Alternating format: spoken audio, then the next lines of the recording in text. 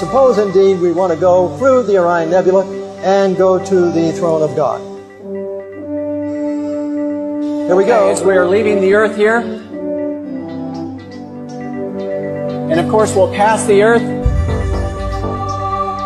We see the sun there to our right.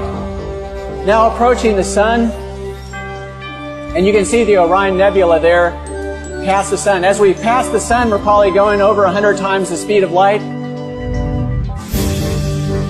And approaching Orion, the individual stars will be passing at different times because they're at different distances from the earth. But it's actually in the sword of Orion. The middle star of the sword of Orion is the Orion Nebula. We're approaching it here.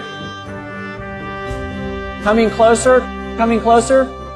The Orion Nebula is 1,500 light years from the earth. That cavern is actually 100 light years wide. You go into the center of that cavern. We're circling around the trapezium cluster here. This is actually something you can see with a home telescope if you're interested in looking at it. You won't see the nebulosity, but you will see the trapezium.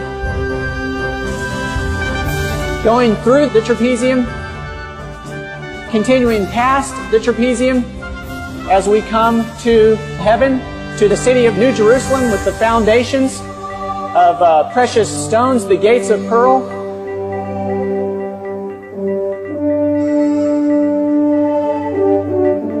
Approaching now to the temple in the New Jerusalem.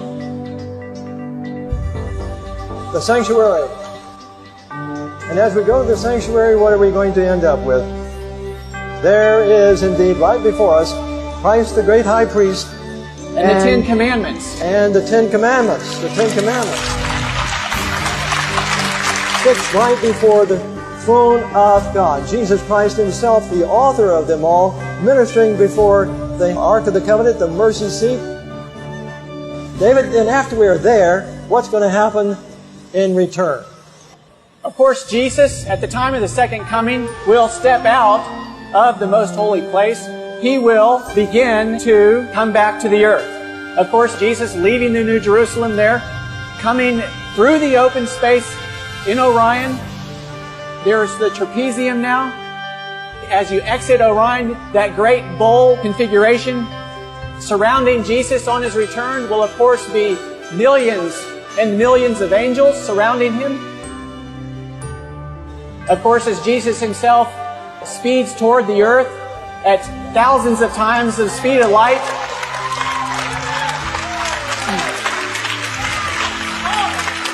he will have to slow down as he approaches the earth.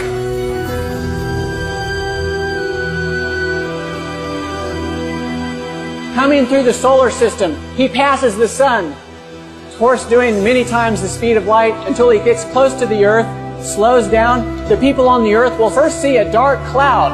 And as that dark cloud gets a little closer, a little brighter, and it finally lights up the sky.